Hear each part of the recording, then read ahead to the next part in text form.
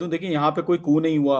जब Ayatollah Ali Khamenei शहीद हुए तो कोई कू नहीं हुआ, कोई आके चार्ज नहीं लिया, इन्होंने कोई इस तरीके की डिस्टरबेंस नहीं की। सीज फायर भी मेंटेन तो की थी ना ईरान ने इतने टाइम तक, जब तक यूएस जी ने अपना एक बिल्कुल। पैसेज बनाने की कोशिश नहीं की।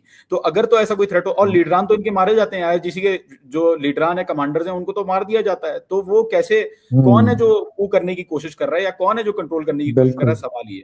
फिर कालीबाफ साहब और अरागची साहब, पेजेश्कियान साहब अपनी पोजीशन पे मौजूद हैं। आज तक कभी भी ऐसा नहीं हुआ कि ईरानी कोई प्रेसिडेंट जो है वो रिजाइन किया हो या अपनी पोजीशन से हटा हो। वो भी यही ट्वीट्स कर रहे हैं, यही बातें कर रहे हैं जो मिलिट्री कर रही है। तो इसके अंदर मुझे नहीं लगता कि जो बात हो रही है वो सही है, क्योंकि at the end of the day सारी जो हमें लीडरशिप है उसकी तरफ से सेम सिग्नल्स मिलने, चाहे वो मिलिट्री हो चाहे वो डिप्लोमेटिक हो।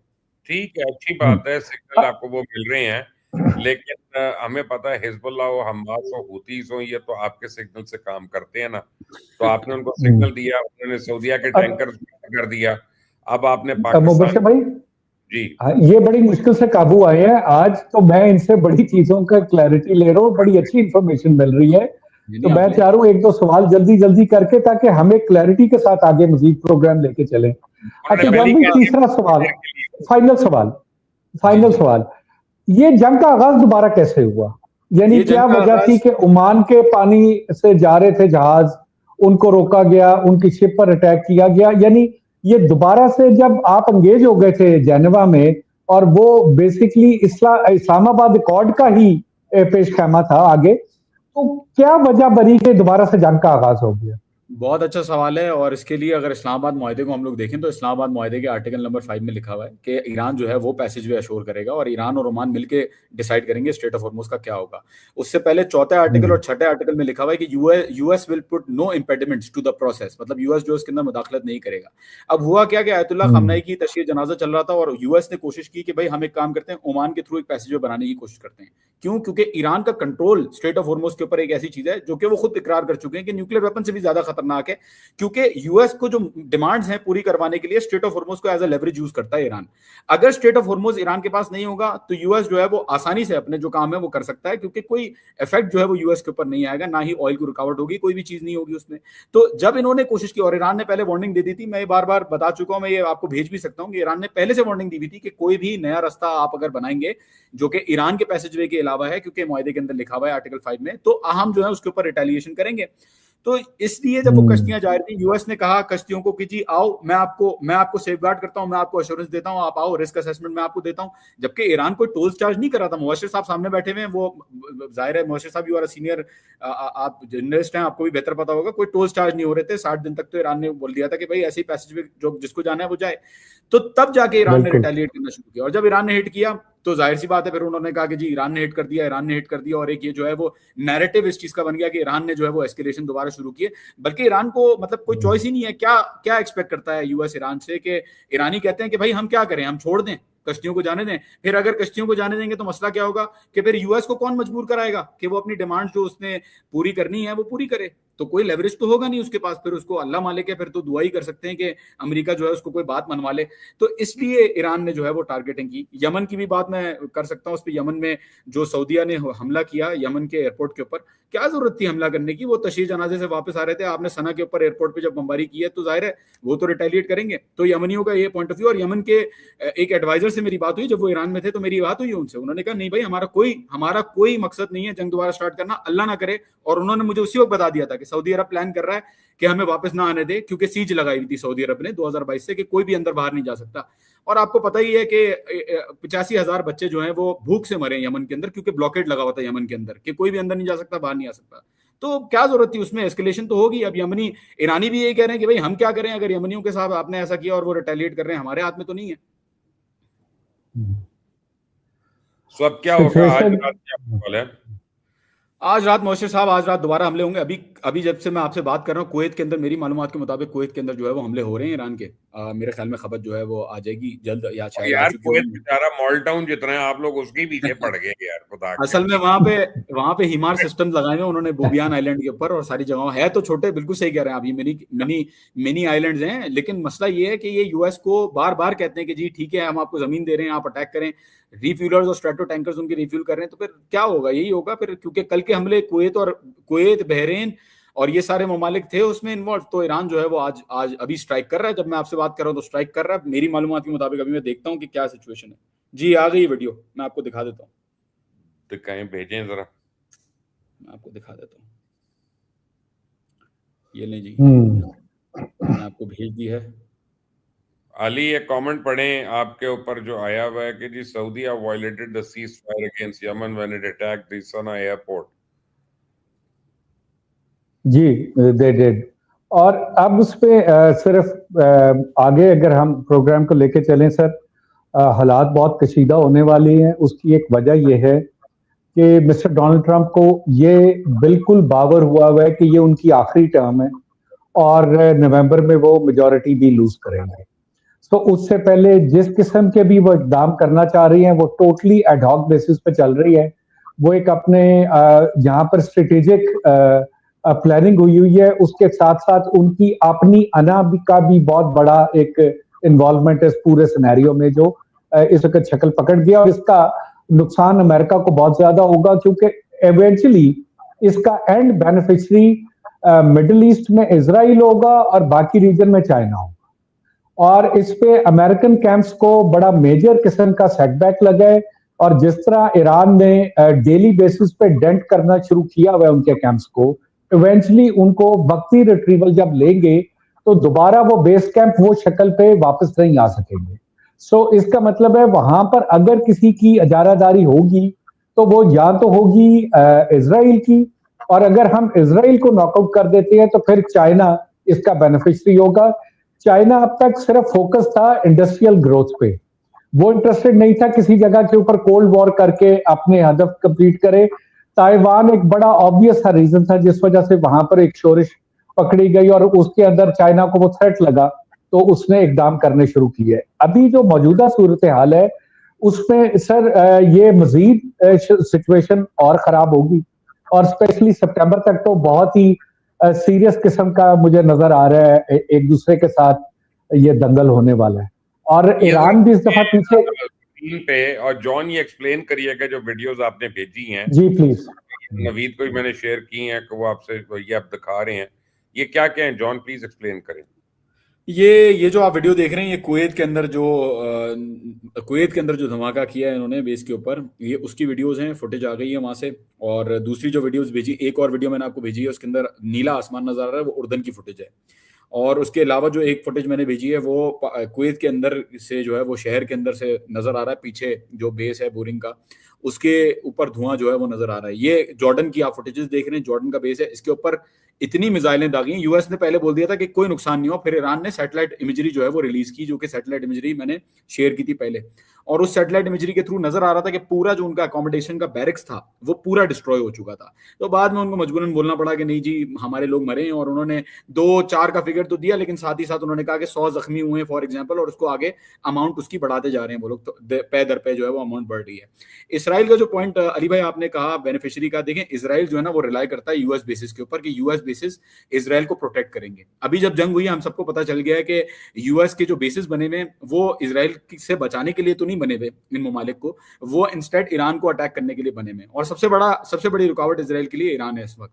तो ये जो बेसिस हैं, इसराइल का ख्वाब ये है कि ये बेसिस जो है ना वो बरकरार रहें और किसी तरीके से अब्राहम अकॉर्ड्स में मुल्कों को लेके, अभी आप खबरें देख लें सऊदी अरब को जो न्यूक्लियर डील की है उसके बारे में ट्रंप ने बोल दिया है कि ये जो है अब्राहम अकॉर्ड्स अगर ज्वाइन करेंगे तो हम न्यूक्लियर डील के साथ आगे बढ़ेंगे, वरना हम आगे नहीं बढ़ेंगे। कैरोलाइन लिविट जो है स्पोक्स पर्सन, उसने भी यही बात की। तो इसराइल का ख्वाब असल में यह है कि अपना इन्फ्लुएंस यूएस के थ्रू, इन बेसिस के थ्रू जमा के रखे, उसी के थ्रू जो है वो ग्रेटर इसराइल का प्लान पूरा होगा। वरना तो ग्रेटर इसराइल का प्लान कैसे पूरा होगा अगर यूएस इस रीजन के अंदर ही नहीं होगा, तो अब्राहम अकॉर्ड्स भी कहीं नहीं जाएंगे और इसराइल का जो ग्रेटर इसराइल प्लान है वो भी पूरा नहीं हो पाएगा। तो ये स्ट्रेटजी इस वक्त चल रही है। जॉन भाई इसमें और मुबशिर साहब मैं अर्ज करूं, ये बेसिस सिर्फ ईरान के लिए नहीं तैयार हुई, इसके अंदर रशिया और चाइना के रीजनल जैसे सुप्रीमेसी को और पेट्रो डॉलर को बचाने के लिए ये बेसिस बेसिकली बनी थी। और इसमें इसराइल का एक बड़ा मेजर फैक्टर है, लेकिन इनको उन बफर जोन पे मिडिल ईस्ट आता है जिससे इन्होंने बेसिकली बैलेंस आउट करनी थी power with Russia and China and India. ये अब एक रीजन में ये तीनों पावर्स बैठी हुई हैं। अब इंडिया ऑलमोस्ट इसके अंदर से निकल चुका है, वो बुरी तरह पॉलिटिकल और इकोनॉमिकली मार खाकर साइडलाइन हुआ है, लेकिन रशिया को ये यूक्रेन के थ्रू डैमेज कर रही है, और चाइना को इन्होंने इंडस्ट्रियल ग्रोथ रोकी है इस सारे ऑयल फियास्को से। अभी जो इजराइल के लिए बिल्कुल इस यूएस एक बहुत बड़ा बेनिफिशियरी था इधर कैंप्स के साथ, लेकिन अब इजराइल इतना जोर पकड़ चुका है कि जिन जगहों के ऊपर अमेरिकन कैंप्स मूव होंगे वो वहां पर बैठकर अपनी स्टैब्लिशमेंट डेवलप करने में काम कर सकता है, जैसे कि यूएई आपके सामने एक स्टैंडिंग एग्जांपल है। हमें जो सबसे बड़ा कंसर्न है कि वो जंग चलते चलते पाकिस्तान के बॉर्डर पे आ रही है, और ईरान से बारहा ये ऐसे इकदाम करा रही हैं कि उन स्टेक होल्डर्स की इन्वॉल्वमेंट हो जाए जिसमें ला मोहल्ला पाकिस्तान को जंग में इन्वॉल्व किया जाए। और पाकिस्तान अभी तक बड़े ही, जिसे कहती हैं कि दानिशमंदाना तरीके के साथ उस जंग को अवॉइड कर रहा है, लेकिन जो सिचुएशन बनती जा रही है उसके अंदर हमें बहुत बड़ा खदशा है कि कहीं पाकिस्तान को इस पूरी आग की लपेट में ये भी ना आ जाए, तो ये हमारे लिए बहुत बड़ा कंसर्न है।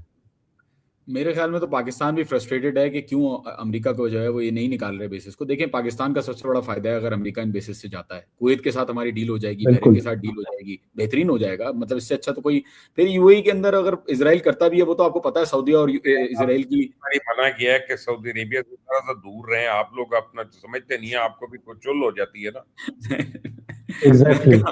वो यमनी है वो शुरू किए, उनके ऊपर सीज लगाई हुई थी ना मोशर साहब। मसला ये है, वो भी कह रहे हैं कि हम क्या करें। यार मेरी बात सुने, एक कॉन्फ्लिक्ट की तारीख भी तो है ना, उसकी एक पूरी एक हिस्ट्री है।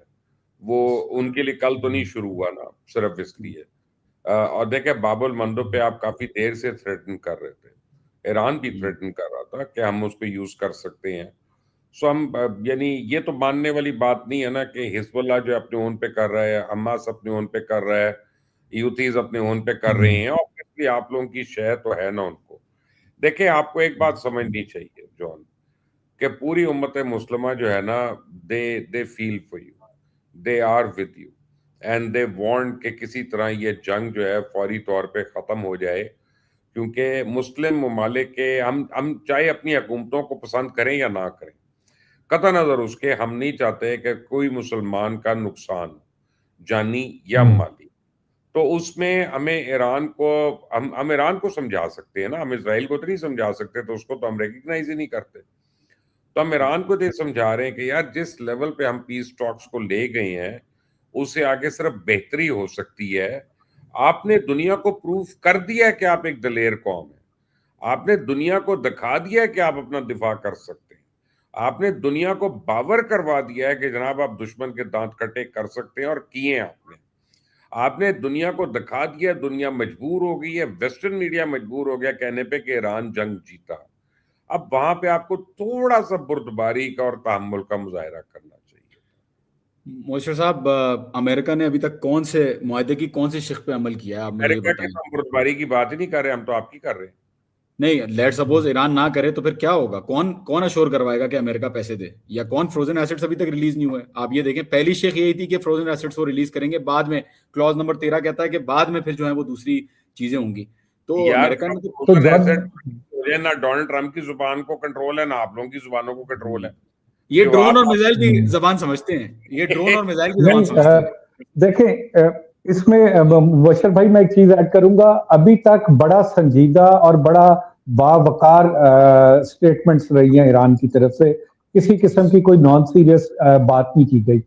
लेकिन जॉन भाई, हम तो यही कह रहे हैं, जो मुबशर साहब की मैं बात को आगे बढ़ा रहा हूं, अगर आपके डॉलर्स फ्रीज हैं उन पे बात करें ना, उस चांस पे लड़े, जंग क्यों कर रहे हैं? आपको तो इस वक्त अपनी इकोनॉमिकल वॉर लड़नी चाहिए, और उसको पॉइंट आउट करेंगे इन चीजों को। बिल्कुल सही कह रहे हैं आप, लेकिन मसला ये है कि वो उन्होंने मुआहदा करके, अग्री करके, इतना सारा जो खून बहाया है, उसके बावजूद पैसे नहीं देने को तैयार। वो मसला यही है ना चले पैसों को साइड पे हटा देते हैं। अब जो बेसिस हैं दे दिए ना, कतर भी अंडरहैंड देना शुरू हो गया ना आपको, पाकिस्तान भी आपसे तेल या गैस लेने को तैयार था ना, आपसे ले ही रहा था ना, तो वो भी डॉलर ही है ना। वो तो देखें, वो तो उसके अंदर पहले तो जो कतर के अंदर पैसे फ्रीज हैं वो तो नहीं मिले उनको। यूएई की जो खबरें आ रही हैं वो बहरहाल आ रही होंगी, और सही है, यूएई अगर डायरेक्टली अटैक कर रहा है, शुरू से करते हैं। ओमान के पानी से जहाज गुजर रहे हैं यार, आप उनको वार्निंग शॉट्स दे सकते थे, आप कहते थे यार। मोशर साहब, 3 दिन तक आप वार्निंग शॉट दिए। यार एक दफा गुजरने देते, कोई बात नहीं, आप उसके बाद एक प्रेस कॉन्फ्रेंस कर देते कि यार अब ऐसा हुआ तो हम we will warn, consider this. बिल्कुल वॉर्न कर देते। मैं आपको सेंड कर देता हूँ, मैं दुनिया आपको सेंड कर में देता हूँ। मेरी एक अर्ज सुन लें, दुनिया में जब आप नेवी के शिप को अटैक करते हैं ना, तो आप ऐलान जंग कर रही हैं पूरी तरह। ला महला, बिल्कुल। नहीं वो तो जंग जी, है। प्रेस कॉन्फ्रेंस भी की, स्टेटमेंट्स भी आए, लीडरान ने भी बोला, सबके मौजूद है। मैं आपको सेंड कर सकता हूँ, अभी भी भेज सकता हूँ। नहीं सुन रहा था, अमेरिका ने सुना ही नहीं ना। ईरानियों ने कहा कि भाई अभी हम तशरीह जनाजे में बिजी हैं, आप लोग कुछ भी ऐसा नहीं करना। डॉक्टर कालीबाफ की जो इंटरव्यू है IRIB के थ्रू उन्होंने इंटरव्यू दिया और उन्होंने कहा कि ऐसी ऐसी चीजें हैं। US ने डायरेक्टली मीडिएटर्स को भी कतर के थ्रू उन्होंने पैगाम पहुंचाया कि नया पैसेंजर अगर आप बताएं कि ईरान में क्या ये कंफर्मेशन है कि जनाब अमेरिका और इजराइल आप पे जमीनी हमला करने वाले हैं? एब्सोल्युटली, एब्सोल्युटली इंटेलिजेंस रिपोर्ट्स हैं कि 100% इनका प्लान है कि बड़ा जमीनी हमला करना है। उसी की वजह से ये लोग जो सदर्न कोस्टल पट्टी है उसके ऊपर अटैक्स कर रहे हैं, ताकि हुर्मुज का कंट्रोल पहले देखिए। सबसे पहली रुकावट इनके पास हुर्मुज का कंट्रोल है। हुर्मुज का कंट्रोल जब हटेगा तब ये ख्वाब जो है ना इनका पूरा होगा अटैक करने का, क्योंकि जब तक हुर्मुज का कंट्रोल है ये लोग जमीनी हमला करेंगे, ईरान हुर्मुज को बंद कर देगा, इनको वापस जाना पड़ेगा। तो पहले ये चाह रहे हैं कि सबसे पहले हुर्मुज का कंट्रोल ले लें, और इसी वजह से ईरान कह रहा है कि भाई हम क्या करें, हम हाथ पे हाथ रख के बैठे रहें कि US जो है वो फॉर एग्जांपल अपनी कश्तियां लोगों को लेके जाए, अंदर से बोले कि जाइए आ जाओ कोई मसला नहीं है। क्योंकि जाहिर है एक लेवरेज US के पास यही है, ईरान के पास, कि वो स्ट्रेट ऑफ हुर्मुज को बंद कर सकता है और US को जो है वो नुकसान पहुंचा सकता है। उसके अलावा कोई ऑप्शन नहीं है इनके पास, वरना तो हमले तो कॉन्स्टेंटली हो रहे हैं। आप ये देखेंगे हिमार मिसाइल्स जो इन्होंने पेट्रियट और हिमार मिसाइल्स इन्होंने मारी, और जो अकोमोडेशन सेंटर्स मारे, अभी जो अकोमोडेशन सेंटर्स के ऊपर टारगेटिंग चल रही है उसका मकसद ही है कि जो 50,000 फौजी इनका बैठा हुआ है उसको ये पीछे धकेलें, और कोई वजह नहीं है। ईरान के लिए तो सबसे अच्छा यही है कि US बोले कि भाई खुदा हाफिज, मैं यहां से जा रहा हूं, आप जानो, इजराइल जाने। लेकिन मसला क्या हुआ है, इजराइल ने US को आगे पुश किया हुआ है कि भाई आप डील करेंगे ईरान के साथ, और जाहिर सी बात है US जो है वो सामने से जो हमले की प्लानिंग है वो कर रहा है सबके सामने। वॉशिंगटन पोस्ट की रिपोर्ट है, वॉल स्ट्रीट जर्नल की रिपोर्ट है, इजराइल के चैनल 15 की रिपोर्ट है कि डोनाल्ड ट्रंप जो है वो एक्शन के ऊपर साइन करने के लिए बस रेडी बैठा हुआ है कि जमीनी हमले के ऊपर साइन करना है उसने। तो उसके बाद तो कोई जवाब नहीं बनता कि ये जो है वो ईरान किस तरीके से रुके। और ठीक है, मान लिया मैंने। हल क्या है इस बात का, और कौन से ममालिक आप समझते हैं कि आपके साथ है? हल बेहतरीन यही है कि ये जो अरब ममालिक हैं ये US को बोलें कि भाई आप यहाँ से चले जाएं, खुदाफिज हो जाएं, यहाँ पे आपका कोई काम नहीं है। एक रीजनल अलायंस बने, बेहतरीन सी पाकिस्तान आए पिक्चर के अंदर, चाइना के साथ वो यहाँ पे अपना ब्लॉक बनाए, सिक्योरिटी आर्किटेक्चर बनाए, ईरान के साथ मिलके सारे ममालिक आपस में खुश रहें। और अगर साथ की बात करें तो इसमें जो अरब ममालिक हैं उन्होंने तो बिल्कुल भी जाहिर है साथ नहीं दिया। उन्होंने यार जितने भी आप बच्चों वाली बात करें ना, अरब आपके साथ खुश रह सकते हैं, ये फेरी टेल्स है ना, बिल्कुल ना। आप उनके ये